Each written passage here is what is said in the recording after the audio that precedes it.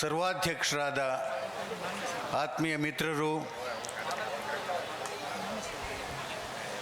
ಸದಾ ಸಮಾಜಮುಖಿ ಚಿಂತನೆಯಲ್ಲಿ ತೊಡಗಿಕೊಂಡಿರ್ತಕ್ಕಂಥ ಶ್ರೀ ಶೇಖರಗೌಡ ಮಾಲಿ ಪಾಟೀಲ್ ಅವರೇ, ಈ ಸಮ್ಮೇಳನದ ಅಧ್ಯಕ್ಷತೆಯನ್ನು ವಹಿಸಿದಂಥ ಈ ಭಾಗದ ಜನಪ್ರಿಯ ಶಾಸಕರು ಆತ್ಮೀಯರು ಆದಂಥ ದೊಡ್ಡನಗೌಡ ಪಾಟೀಲ್ ಅವರೇ, ವೇದಿಕೆ ಮೇಲೆ ಎಲ್ಲ ಗಣ್ಯಮಾನ್ಯರು ಕುಳಿತಿದ್ದಾರೆ. ಎಲ್ಲರ ಹೆಸರನ್ನು ಹೇಳ್ತಾ ಕಾಲ ವಿಳಂಬ ಮಾಡೋದಕ್ಕಿಂತ ಉದ್ಘಾಟನೆ ಮಾಡಿರ್ತಕ್ಕಂಥ ಡಾಕ್ಟರ್ ಎಲ್ ಹನುಮಂತಯ್ಯನವರೇ, ಸಮಸ್ತ ಬಂಧುಗಳೇ,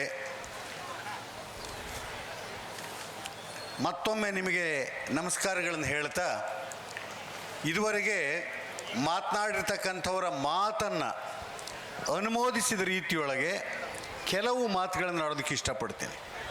ಇವತ್ತು ಇಲ್ಲಿ ಹಲವು ಜನ ಸಾಹಿತಿಗಳ ಕೃತಿಗಳು ಬಿಡುಗಡೆಯಾಗಿವೆ. ಅಲ್ಲಿ ಕವನಗಳಿವೆ, ಕಥೆಗಳಿವೆ, ಕಾದಂಬರಿಗಳಿವೆ, ಲೇಖನಗಳಿವೆ.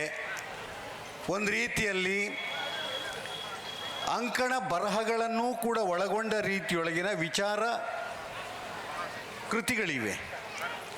ಈ ಎಲ್ಲ ಕೃತಿಗಳ ಬಿಡುಗಡೆಯನ್ನು, ಲೋಕಾರ್ಪಣೆಯನ್ನು ಮಾಡಿದ ಸಂದರ್ಭದೊಳಗೆ ನನಗೆ ಪ್ರಾಥಮಿಕವಾಗಿ ಮಾತನಾಡಿದಂಥ ಈ ಕ್ಷೇತ್ರದ ಮಾನ್ಯ ಶಾಸಕರು ಬರಗಾಲವನ್ನು ಕುರಿತು ಮಾತನಾಡಿದ್ದಿದೆಯಲ್ಲ, ಅದು ಬಹಳ ಮುಖ್ಯವಾದ್ದು.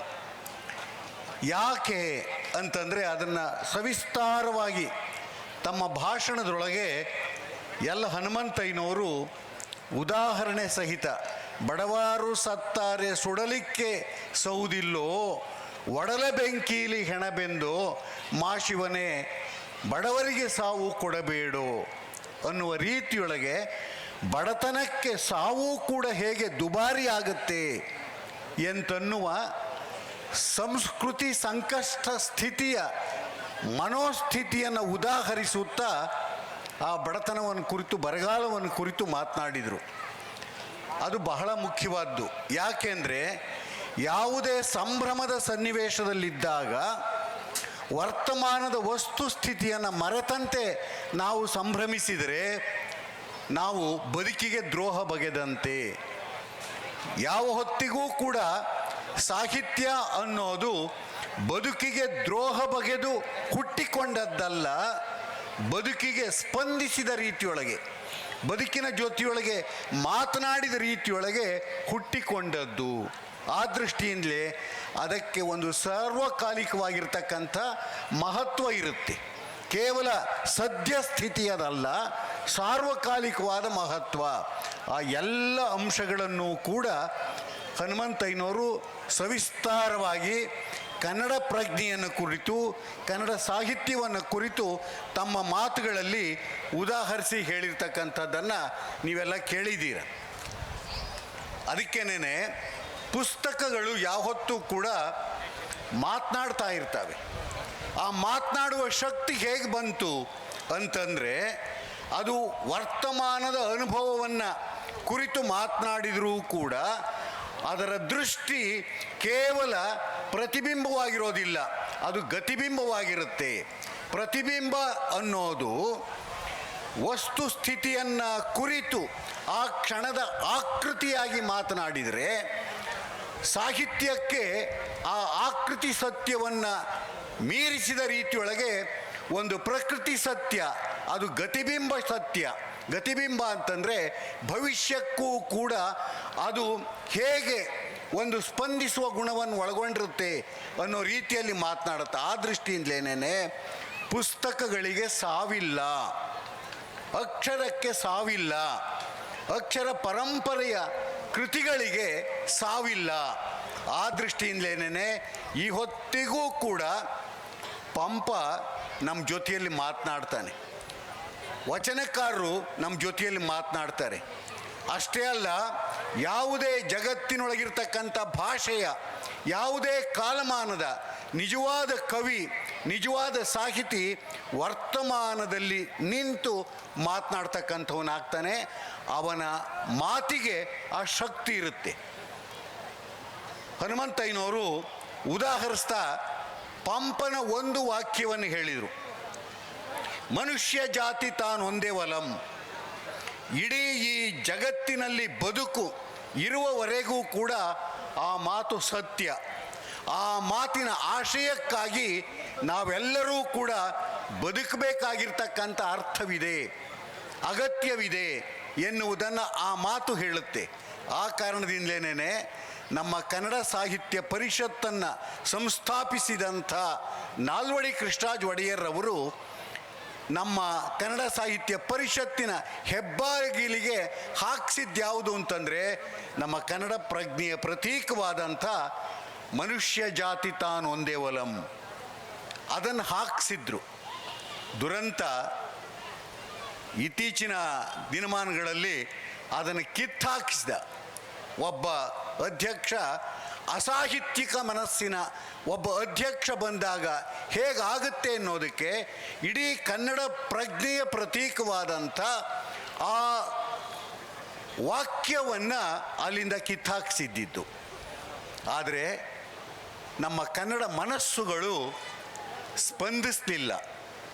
ಆ ಕ್ಷಣದಲ್ಲಿ ಇದು ಕನ್ನಡಕ್ಕಾದ ಅವಮಾನ, ಕನ್ನಡ ಸಂಸ್ಕೃತಿಗೆ ಆದ ಅವಮಾನ, ಕನ್ನಡ ಪ್ರಜ್ಞೆಗೆ ಆದ ಅವಮಾನ ಅಂತ ನಾವು ಯಾರೂ ಕೂಡ ಸ್ಪಂದಿಸಲಿಲ್ಲ. ಇದು ನಿಷ್ಕ್ರಿಯತೆಯ ಕಾರಣ. ಆ ದೃಷ್ಟಿಯಿಂದಲೇ ಪುಸ್ತಕಗಳು ಮಾತನಾಡಿದರೆ ಸಾಲದು, ಪುಸ್ತಕಗಳನ್ನು ಓದುವ ಜನರೂ ಕೂಡ ಮಾತನಾಡಬೇಕು. ಜೊತೆಗೆ ಪುಸ್ತಕಗಳನ್ನು ಬರೆದ ಜನವೂ ಕೂಡ ಬದುಕಿರುವವರೆಗೂ ಮಾತನಾಡಬೇಕು. ಆಗ ಮಾತ್ರ ನಮ್ಮ ಸಾಹಿತ್ಯಕ್ಕೆ, ನಮ್ಮ ಬದುಕಿಗೆ ಒಂದು ಸಹಸ್ಪಂದನ ಇರುತ್ತೆ ಅಂತನ್ನುವುದಕ್ಕೆ ನಮ್ಮ ಜೀವನ ಅದಕ್ಕೆ ನುಡಿಗೊಟ್ಟ ರೀತಿಯೊಳಗೆ, ಕಾಲೋಚಿತವಾದ ರೀತಿಯೊಳಗೆ ನಮ್ಮ ಅರಿವನ್ನು ಪೊಸೈಸುತ್ತೆ. ಅದಕ್ಕೇನೆ ಪಂಪ ಹೇಳ್ತಾನೆ, ಅರಿವಂ ಪೊಸೈಸುವುದು ಧರ್ಮಂ. ಧರ್ಮ ಅಂದರೆ ಯಾವುದು? ಯಾವುದೋ ಜಡ್ಡುಗಟ್ಟಿದ ಆಚಾರ ವಿಚಾರಗಳನ್ನು ಹೇಳ್ತಕ್ಕಂಥದ್ದಲ್ಲ. ನಮ್ಮ ಅರಿವನ್ನು ನಿತ್ಯ ನಿತ್ಯ ಹೊಸತು ಮಾಡುವುದೇ ನಿಜವಾದ ಧರ್ಮ. ನಮ್ಮ ಸಾಹಿತ್ಯ ಧರ್ಮ, ನಮ್ಮ ಕಲೆಯ ಧರ್ಮ, ನಮ್ಮ ಕನ್ನಡದ ಧರ್ಮ ಎಂಥದ್ದು ಅಂತಂದರೆ ನಮ್ಮ ಅರಿವನ್ನು ಸದಾ ಜಾಗೃತವಾಗಿ ಇಟ್ಟಿರ್ತಕ್ಕಂಥದ್ದು, ಸದಾ ಎಚ್ಚರದಲ್ಲಿ ಅದನ್ನು ಮುನ್ನಡೆಸುವಂಥ ಒಂದು ಶಕ್ತಿಯಿಂದ ಕೂಡಿರ್ತಕ್ಕಂಥದ್ದು. ಅದನ್ನು ನಮ್ಮ ಆದಿಕವಿ ಪಂಪನೇ ಹೇಳಿರ್ತಕ್ಕಂಥವನಾಗಿದ್ದಾನೆ. ಆನಂತರದೊಳಗೆ ಬಂದಿರತಕ್ಕಂಥ ಎಲ್ಲ ನಮ್ಮ ಕವಿಗಳು, ವಚನಕಾರರಂಥ ಚಳುವಳಿಕಾರರು ಎಲ್ಲರೂ ಕೂಡ ಅದಕ್ಕೆ ಸ್ಪಂದಿಸಿಯೇ ಮಾತನಾಡಿರ್ತಕ್ಕಂಥದ್ದನ್ನು ನಾವು ಗಮನಿಸಬಹುದಾಗಿರ್ತಕ್ಕಂಥದ್ದು.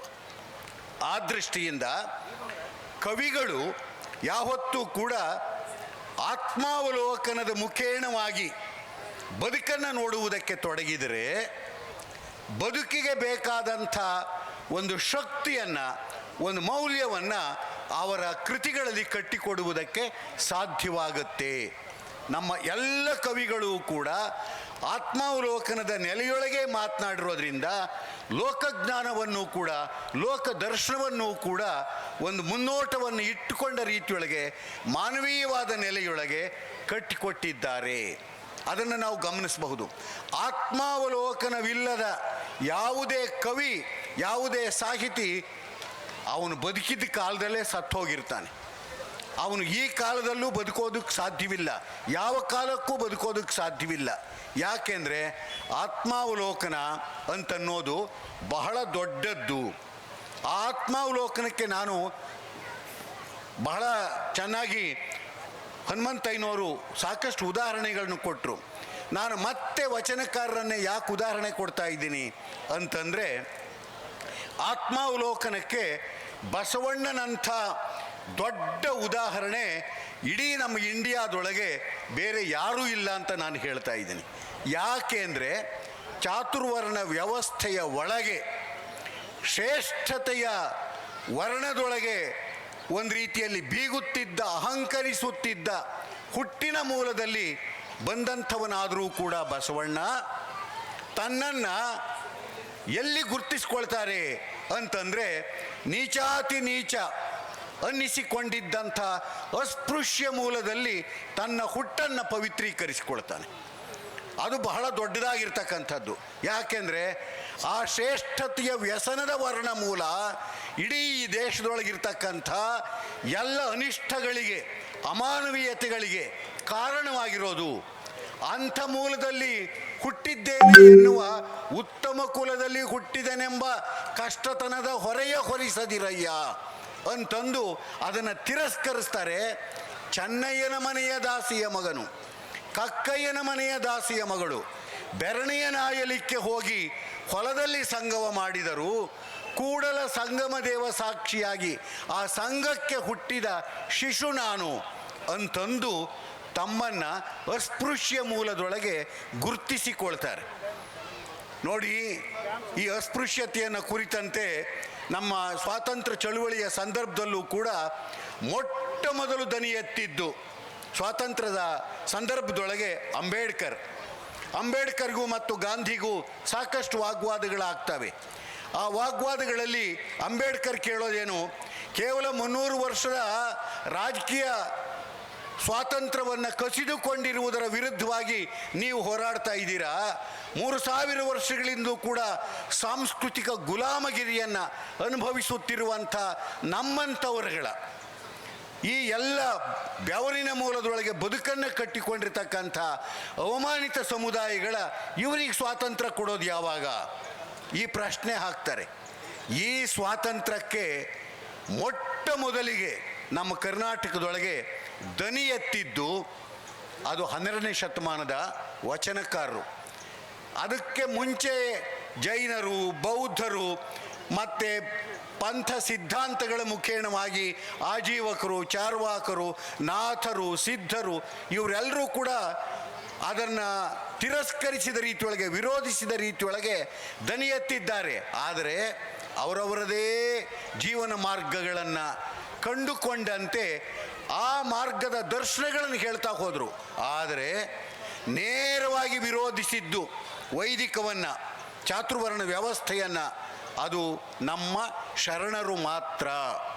ಅವರು ನೇರವಾಗಿ ಎಷ್ಟು ಮಟ್ಟಿಗೆ ವಿರೋಧಿಸ್ತಾರೆ ಅಂತಂದರೆ, ನಮ್ಮ ನಡಾವಳಿಗೆ ನಮ್ಮ ಪುರಾತನರ ನುಡಿಗಳೇ ಇಷ್ಟವಯ್ಯ, ಪುರಾಣಗಳು ವಾಯುವ ಹೊಂದಲಿ, ವೇದಗಳು ಅಗ್ನಿಯ ಸೇರಲಿ, ಆಗಮಗಳು ಸಮುದ್ರವ ಸೇರಲಿ, ನಮ್ಮ ಪುರಾತನರ ನುಡಿಗಳು ಕಪಿಲ ಸಿದ್ಧ ಮಲ್ಲಿಕಾರ್ಜುನ ಲಿಂಗದೊಳು ಗ್ರಂಥಿಯಾಗಿರಲಿ, ಹೃದಯದೊಳು ಗ್ರಂಥಿಯಾಗಿರಲಿ ಅನ್ನುವ ರೀತಿಯೊಳಗೆ ಹೃದಯಕ್ಕೆ ನಾಳಗಳು ಶುದ್ಧವಿದ್ದಾಗ ಹೃದಯ ಚಲನೆ ಹೇಗೆ ಜೀವಂತವಾಗಿರುತ್ತೋ, ಆರೋಗ್ಯಕರವಾಗಿರುತ್ತೋ, ಹಾಗೆ ನಮ್ಮ ನಡಾವಳಿಗೆ, ನಮ್ಮ ಅನುದಿನದ ಬದುಕಿಗೆ ನಮ್ಮ ಪುರಾತನರ ನುಡಿಗಳು.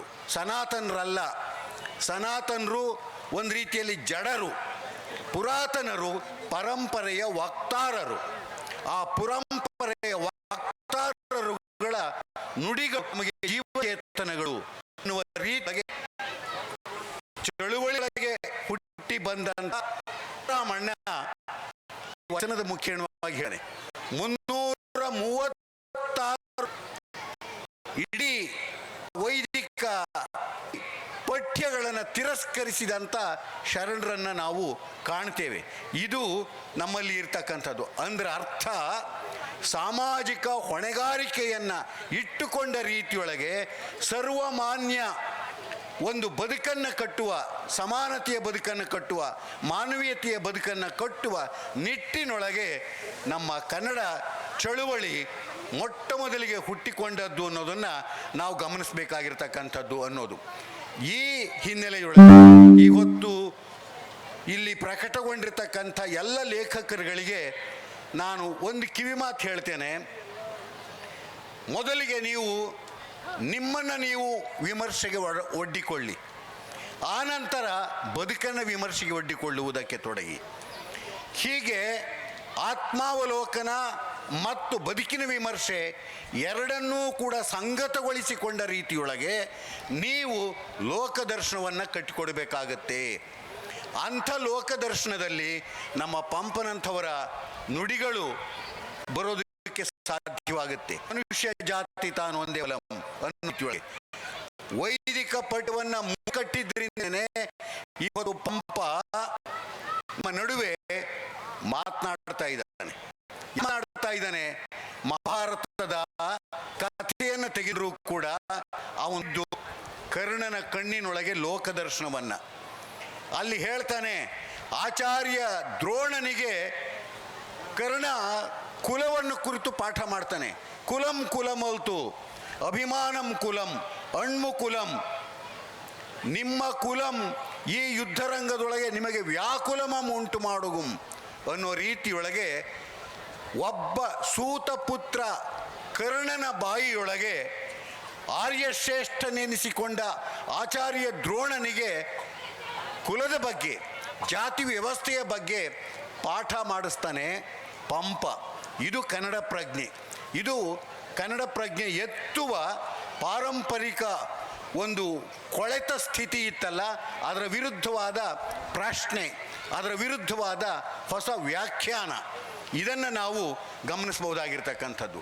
ಆ ದೃಷ್ಟಿಯಿಂದಲೇ ನಮ್ಮ ಈಗಿನ ಸ್ಥಿತಿಯೂ ಕೂಡ ಚಾತುರ್ವರ್ಣ ವ್ಯವಸ್ಥೆಯಿಂದ ಮುಕ್ತವಾದ ಸ್ಥಿತಿಯೇನಲ್ಲ. ಈ ಹೊತ್ತಿಗೂ ಕೂಡ ನಮ್ಮ ಬೀದಿಯ ಕಸವನ್ನು ಗುಡಿಸುತ್ತಿರುವ ವರ್ಣದವರು ಯಾರು? ನಮ್ಮ ಗುಡಿ ಗುಂಡಾರಗಳಲ್ಲಿ, ದೇವಸ್ಥಾನಗಳಲ್ಲಿ ಪೌರೋಹಿತ್ಯ ಪೂಜಾರಿಕೆಯನ್ನು ಮಾಡುತ್ತಿರುವವರು ಯಾರು? ಈ ಹೊತ್ತು ಕೂಡ ನಮ್ಮನ್ನು ಆಳುತ್ತಿರುವ ಭಾಷೆ ಯಾವುದು? ಸಾವಿರಾರು ಕೋಟಿ ರೂಪಾಯಿಗಳನ್ನು ಪ್ರತಿ ವರ್ಷವೂ ಕೂಡ ನಮ್ಮ ಬಜೆಟ್ಗಳಲ್ಲಿ ಯಾವ ಭಾಷೆಯ ಉದ್ಧಾರಕ್ಕಾಗಿ ಮೀಸಲಿಡ್ತಾ ಇದ್ದೇವೆ. ಆದರೆ ನಿತ್ಯ ಜನರಾಡುವ ಭಾಷೆಗೆ ನಾವು ಏನು ಕೊಡ್ತಾ ಇದ್ದೇವೆ? ಅವುಗಳನ್ನು ಹೇಗೆ ಸಾಯಿಸ್ತಾ ಇದ್ದೇವೆ? ಈ ಎಲ್ಲ ಸ್ಥಿತಿಗಳನ್ನು ನಾವು ಅರ್ಥ ಮಾಡಿಕೊಂಡ್ರೆ ನಮ್ಮ ಆಲೋಚನೆ, ನಮ್ಮ ಚಿಂತನೆ ಎತ್ತ ಕಡೆ ಹರಿಯಬೇಕು ಅನ್ನೋದು ಗೊತ್ತಾಗುತ್ತೆ. ಆ ದೃಷ್ಟಿಯಿಂದಲೇ ಈ ಎಚ್ಚರವನ್ನು ಕೊಡಬೇಕಾದವರು ಯಾರು ಅಂದರೆ ಸಾಹಿತಿಗಳು, ಕಲಾವಿದರು, ಸಮಾಜ ಸುಧಾರಕರು, ಧರ್ಮಗುರುಗಳು, ವಿಜ್ಞಾನಿಗಳು ಮತ್ತು ರಾಜಕಾರಣಿಗಳು. ಇಷ್ಟು ಜನರು ಸಾಮಾಜಿಕ ಜವಾಬ್ದಾರಿಯನ್ನು, ಹೊಣೆಗಾರಿಕೆಯನ್ನು ಇಟ್ಟುಕೊಂಡ ರೀತಿಯೊಳಗೆ ತಮ್ಮ ಮಾತು ಮತ್ತು ಕೃತಿ ಇವುಗಳಲ್ಲಿ ಒಂದು ಸಾಂಗತ್ಯಪೂರ್ಣವಾದ ನಡೆಯನ್ನು ತೋರಿದರೆ ನಾವು ಸರ್ವಮಾನ್ಯವಾದ ಬದುಕನ್ನು ಕಟ್ಟುವುದಕ್ಕೆ ಸಾಧ್ಯವಾಗುತ್ತೆ. ಇದನ್ನು ಕುರಿತೇನೆ ಈ 4 ವರ್ಗದ ಜನಗಳನ್ನು ಕುರಿತು ನಾನು ಕೊನೆಗೆ ನನ್ನ ಮಾತಿಗೆ ಮುಕ್ತಾಯ ಹಾಡೋದಕ್ಕೆ ಒಂದು ದೃಷ್ಟಾಂತವನ್ನು ಕುರಿತು ಹೇಳ್ತಾ ಇದ್ದೇನೆ. ಭುಟ್ಟೋ ಕಾಲದಲ್ಲಿ ಒಬ್ಬ ಸರ್ವಾಧಿಕಾರಿಯ ರೀತಿಯೊಳಗೆ ಪಾಕಿಸ್ತಾನದಲ್ಲಿ ಹೇಗೆ ನಡ್ಕೊಳ್ತಿದ್ದ ಅಂತನ್ನೋದಕ್ಕೆ ಅದರ ವಿರುದ್ಧವಾಗಿ ಒಬ್ಬ ಪೋಯೆಟ್, ಅವನು ಘನಶ್ಯಾಮ್ ಅಗರ್ವಾಲ ಅಂತ, ಪಂಜಾಬ್ ಕವಿ, ಪಾಕಿಸ್ತಾನದಲ್ಲಿದ್ದವನು. ಅದರ ವಿರುದ್ಧವಾಗಿ ತಿರುಗಿ ಬಿದ್ದಾಗ ಅವನನ್ನು ಜೈಲಿಗೆ ಹಾಕ್ತಾನೆ. ಜೈಲಿನೊಳಗೆ ಇದ್ದು ಬರೆದ ಒಂದು ಕವಿತೆ ಬಹಳ ಹೆಚ್ಚು ಪ್ರಸ್ತುತವಾಗುತ್ತೆ ಈಗಿನ ಕಾಲಮಾನದಲ್ಲಿ ಅಂತ. ಯಾಕೆ ಈಗಿನ ಕಾಲಮಾನದಲ್ಲಿ ಅಂತ ಹೇಳ್ತಾ ಇದ್ದೀನಿ ಅಂದರೆ, ಟ್ರಂಪ್ನಂಥ ಮೂರ್ಖ, ನೆತನ್ಯಾಹುನಂಥ ಒಬ್ಬ ಕ್ರೂರಿ ಈ ಜಗತ್ತನ್ನು ಆಳುತ್ತಿರುವ ಹೊತ್ತಿನೊಳಗೆ ಅಮಾಯಕ ಮಕ್ಕಳು ಮಾರಣ ಹೋಮಕ್ಕೆ ಗುರಿಯಾಗ್ತಾ ಇದ್ದಾರೆ. ದೇಶಗಳೇನೇ ನರಕ ಕೂಪಗಳಾಗ್ತಾ ಇದ್ದಾವೆ. ಅಂಥ ಸ್ಥಿತಿ, ಅಂಥ ವಾತಾವರಣ ಬರ್ತಾ ಇದೆ. ಇಡೀ ಜಾಗತಿಕ ವ್ಯಾಪ್ತಿಯಲ್ಲಿ ರಾಜಕಾರಣ ಎಷ್ಟು ಕೆಟ್ಟಿದೆ ಎನ್ನುವುದಕ್ಕೆ, ಅದನ್ನು ಕೆಡಿಸುವುದಕ್ಕೆ ಧರ್ಮಕಾರಣ ಎಷ್ಟು ಸಹಕಾರಿಯಾಗಿದೆ ಎನ್ನುವುದಕ್ಕೆ, ಈ ಎಲ್ಲ ಬೆಳವಣಿಗೆಗಳನ್ನು ಕಂಡು ಕೂಡ ಕೇವಲ ಸ್ವಾರ್ಥಪರರಾಗಿ ನಮ್ಮ ಸಾಹಿತಿಗಳು, ಕಲಾವಿದರು, ಸಮಾಜ ಸುಧಾರಕರು ಹೇಗೆ ಜಾಣ ಮೌನ ವಹಿಸಿದ್ದಾರೆ ಎನ್ನುವುದಕ್ಕೆ ನನಗೆ ಘನಶ್ಯಾಮ್ ಅಗರ್ವಾಲ ಅವರು ಕೊಟ್ಟ ಎಚ್ಚರಿಕೆ ಬಹಳ ಮುಖ್ಯ ಅಂತ ಅನಿಸುತ್ತೆ. ಅವನು ಹೇಳ್ತಾನೆ, ಒಬ್ಬ ವಿಜ್ಞಾನಿಯನ್ನು ಕುರಿತು, ವಿಜ್ಞಾನಿ ಇವನು ಬಾಂಬ್ ಸೃಷ್ಟಿಸಿದ, ಇವನಿಗೆ 10 ಚಡಿಯೇಟು ಕೊಡಿ. ಇವನು ರಾಜಕಾರಣಿ, ಇವನು ಬಾಂಬ್ ಸೃಷ್ಟಿಸಲು ಕಾರಣಕರ್ತನಾದ, ಇವನಿಗೆ 20 ಚಡಿಯೇಟು ಕೊಡಿ.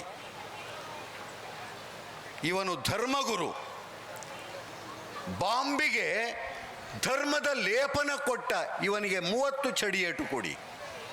ಇವನು ಸಾಹಿತಿ, ಇವನು ಕಲಾವಿದ, ಇವನಿದ್ದು ಬಾಂಬ್ ಸೃಷ್ಟಿಯಾಯಿತು, ಇವನಿಗೆ 100 ಚಡಿಯೇಟು ಕೊಡಿ. ಅಂದರೆ ಸಾಂಸ್ಕೃತಿಕ ಕ್ಷೇತ್ರದಲ್ಲಿ ಕೆಲಸ ಮಾಡುವ ಮನಸ್ಸುಗಳಿಗೆ ಎಂಥ ಹೊಣೆಗಾರಿಕೆ ಇರಬೇಕು. ತಪ್ಪಿ ನಡೆದಾಗ ಆ ತಪ್ಪಿ ನಡೆದ ಕ್ಷೇತ್ರಗಳನ್ನು ಮುನ್ನಡೆಸಬಲ್ಲಂಥ ಒಂದು ನೈತಿಕ ಶಕ್ತಿ ಇವ್ರಿಗಿರಬೇಕಾದ್ದು. ಇದನ್ನು ಬಿಟ್ಟು ಈಗ ನಮ್ಮಲ್ಲೇ ನೋಡ್ಕೊಂಡು ಬನ್ನಿ, ಈ ನೀಟ್ ಎಕ್ಸಾಮ್ ಆಗಿರ್ತಕ್ಕಂಥ ಸನ್ನಿವೇಶದೊಳಗೆ ನಮ್ಮ ಮಕ್ಕಳು ಆತ್ಮಹತ್ಯೆಗೆ ಒಳಗಾಗಿದ್ದಾವೆ, ಬೀದಿಗೆ ಬಿದ್ದಿದ್ದಾವೆ. ಇಂಥ ಹೊತ್ತಿನೊಳಗೆ ಬಾಯಿ ಮುಚ್ಕೊಂಡಂತೆ ನಮ್ಮ ಸಾಹಿತಿಗಳು ಇದ್ದಾರೆ, ಕಲಾವಿದರುಗಳು ಇದ್ದಾರೆ, ಧರ್ಮಗುರುಗಳು ಇದ್ದಾರೆ. ಈ ಹೊತ್ತು ಮಕ್ಕಳನ್ನು ಕಳೆದುಕೊಂಡ ತಂದೆ ತಾಯಿಗಳು ಬೀದಿಗೆ ಬಿದ್ದಿದ್ದಾರೆ. ಇಡೀ ಪ್ರಜಾಪ್ರಭುತ್ವ ಒಂದು ರೀತಿಯೊಳಗೆ ತೀರ ದಾರುಣ ಸ್ಥಿತಿಗೆ ಇಳಿತಾ ಇದೆ, ಅದರ ಎಲ್ಲ ಮೌಲ್ಯಗಳನ್ನು ಕಳೆದುಕೊಂಡಂತೆ. ಇಂಥ ಹೊತ್ತಿನೊಳಗೆ ಅರಿವಂ ಪೊಸೈಸುವುದು ಧರ್ಮಂ, ಕ್ರಿಯೆ ಇಲ್ಲದ ಅರಿವು ಹೀನ ಒಪ್ಪುದು. ಈ ಮಾತುಗಳನ್ನು ಹೇಳಿದವರು ಶರಣ ಚಳುವಳಿಯ ಆ ಶರಣರುಗಳು. ಬೀದಿಗುಡಿಸುವ ಸತ್ಯಕ್ಕ ಮತ್ತೆ ಕಟ್ಟಿಗೆ ಕಾಯಕ ಮಾಡ್ತಿದ್ದಂಥ ಒಬ್ಬ ಮಾರಯ್ಯ ಇಂಥವ್ರುಗಳ ಬಾಯಿನಲ್ಲಿ ಬಂದಿರುವಂಥದ್ದು. ಆದ್ದರಿಂದ ನಮ್ಮ ಕಾಲಮಾನದ ಒಳಗೆ ನಾವು ಹೊಣೆಗೇಡಿಗಳಂತೆ ಬರೀ ಬರ್ಕೊಂಡು ಕೂತಿದ್ರೆ ನಾವು ಸಮಾಜದ್ರೋಹಿಗಳಾಗ್ತೇವೆ, ನಾವು ಯುವಕರುಗಳಿಗೆ ದ್ರೋಹ ಮಾಡಿದಂತೆ ಆಗ್ತೇವೆ. ಆದ್ದರಿಂದ ಆತ್ಮಾವಲೋಕನ ಮಾಡಿಕೊಂಡ ರೀತಿಯೊಳಗೆ ನಮ್ಮ ಮಾತಿಗೆ, ನಮ್ಮ ಕೃತಿಗೆ ವ್ಯತ್ಯಯವಿಲ್ಲದ ರೀತಿಯೊಳಗೆ ನಾವು ಬದುಕುವ ಅಗತ್ಯವಿದೆ. ಈ ಹೊತ್ತಿನ ಈ ಎಲ್ಲ ಪುಸ್ತಕಗಳ, ಎಲ್ಲ ಪ್ರಕಾರಗಳ ರಚನೆಯಲ್ಲಿ, ಸಾಹಿತ್ಯ ರಚನೆಯಲ್ಲಿ ತೊಡಗಿಕೊಂಡ ಮನಸ್ಸುಗಳಿಗೆ ಒಬ್ಬ ಸ್ವಲ್ಪ ಅವರಿಗಿಂತ 2 ಹೆಜ್ಜೆ ಮುಂದೆ ಬಂದವನಾಗಿ ನನ್ನ ಮಾತುಗಳನ್ನು ಹೇಳ್ತಾ, ಈ ಹೊತ್ತು ನನಗೆ ತುಂಬ ಸಂತೋಷವಾಗ್ತಾ ಇದೆ. ಶೇಖರಿಗೌಡ ಮಾಲಿ ಪಾಟೀಲರು ನನಗೆ ತುಂಬ ಆತ್ಮೀಯರು. ಒಂದು ಕಾಲದಲ್ಲಿ ವಿದ್ಯಾರ್ಥಿಯಾಗಿದ್ದವರು ಸಿಂಧನೂರಿನೊಳಗೆ. ಇಂಥ ವಿದ್ಯಾರ್ಥಿಗಳನ್ನು ಪಡೆದದ್ದೇ ಒಂದು ರೀತಿಯೊಳಗೆ ಆ ಹೊತ್ತಿನಿಂದ ಈ ಹೊತ್ತಿನವರೆಗೂ ಕೂಡ ಆ ಗುರು ಶಿಷ್ಯ ಅಂತನ್ನುವುದಕ್ಕಿಂತ ಮಿತ್ರತ್ವದ ಬಾಂಧವ್ಯವನ್ನು ಉಳಿಸಿಕೊಂಡು ಬಂದಿರುವ ಬಗೆ ಇದೆಯಲ್ಲ, ಅದು ಬಹಳ ಸಂತೋಷ ಕೊಡ್ತಕ್ಕಂಥದ್ದು. ಇವತ್ತು ಅವರನ್ನು ಸರ್ವಾಧ್ಯಕ್ಷರನ್ನಾಗಿ ನೋಡ್ತಾ, ಅವರ ಮಾತುಗಳನ್ನು ಕೇಳ್ತಾ ನನಗೆ ಬಹಳ ಸಂತೋಷವಾಗ್ತಾ ಇದೆ. ಈ ಎಲ್ಲ ಗಣ್ಯಮಾನ್ಯರ ನಡುವಿನಲ್ಲಿ ನನ್ನ ಇಷ್ಟು ಮಾತುಗಳನ್ನು ಹಂಚಿಕೊಳ್ತಾ ನಿಮ್ಮೆಲ್ಲರಿಗೂ ವಂದಿಸಿ ನನ್ನ ಮಾತಿಗೆ ವಿರಾಮ ಕೊಡ್ತೇನೆ. ಎಲ್ರಿಗೂ ಶರಣಾರ್ಥಿಗಳು. ಪ್ರೊಫೆಸರ್ ಶ್ರೀ ST ಸಿದ್ದರಾಮಯ್ಯನವರು, ಖ್ಯಾತ ಸಾಹಿತಿಗಳು, ಬೆಂಗಳೂರು, ಇವರಿಗೆ ಹೃತ್ಪೂರ್ವಕವಾಗಿರತಕ್ಕಂಥ ಧನ್ಯವಾದಗಳನ್ನು ಸಲ್ಲಿಸಿ, ಶ್ರೀ ಶರಣಗೌಡ ಪಾಟೀಲ್ರವರು ಜಿಲ್ಲಾ ಶಿಕ್ಷಕರ ಸಂಘದ ಅಧ್ಯಕ್ಷರು ಹಾಗೂ ಶ್ರೀ ಉಮೇಶ್ ಮಂಗಳೂರು ಉದ್ಯಮಿಗಳು, ಇವರನ್ನ ವೇದಿಕೆ ಮೇಲೆ ಆಹ್ವಾನಿಸ್ತಾ ಅವರಿಗೆ ಸ್ವಾಗತ ಕೋರಬೇಕು ಅಂತ ವಿನಂತಿಸ್ಕೊಳ್ತಾ ಇದ್ದೇನೆ. ಪುಷ್ಪಾರ್ಪಣೆಯನ್ನು ನೀಡೋದ್ರ ಮೂಲಕ ಅವರಿಗೆ ಸ್ವಾಗತ ಮಾಡಿಕೊಳ್ಬೇಕು. ಧನ್ಯವಾದ. ಈಗ RG ಹಳ್ಳಿ ನಾಗರಾಜ್ ಗುರುಗಳವರು, ಖ್ಯಾತ ಸಾಹಿತಿಗಳು, ಅವರು 2 ವಿಚಾರಗಳನ್ನು ನುಡಿಪೀಠಕ್ಕೆ ಬಂದು ಹಂಚಿಕೊಳ್ಬೇಕು ಅಂತ ವಿನಂತಿಯನ್ನು ಮಾಡಿಕೊಳ್ತಾ ಇದ್ದೇನೆ. ಸ್ನೇಹಿತರೆ, ಮೊದಲನೇದಾಗಿ ಸಭೆಗೆ ನನ್ನ ನಮಸ್ಕಾರ. ಸಮಯ 1:30 ಊಟದ ಸಮಯ. ನಾನು ಹೆಚ್ಚು ಸಮಯ ತೆಗೆದುಕೊಳ್ಳಲ್ಲ. ಕೊಪ್ಪಳ ನನಗೆ ಅನೇಕ ಸಾಹಿತಿಗಳನ್ನು, ವಿದ್ವಾಂಸರನ್ನು, ರಾಜಕೀಯ ಮುತ್ಸದ್ದಿಗಳನ್ನು ಕೊಟ್ಟಂಥ ಜಿಲ್ಲೆ. ಈ ವೇದಿಕೆಯಲ್ಲಿ ಅಂಥ ಅನೇಕ ಜನ ಗಣ್ಯರಿದ್ದಾರೆ, ಸಾಹಿತಿಗಳಿದ್ದಾರೆ.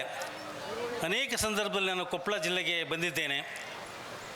ಹೀಗಾಗಿ ನನಗೆ ಶೇಖರಗೌಡ ಮಾಲಿ ಪಾಟೀಲ್ ಅವರು ಇವತ್ತು ಏನು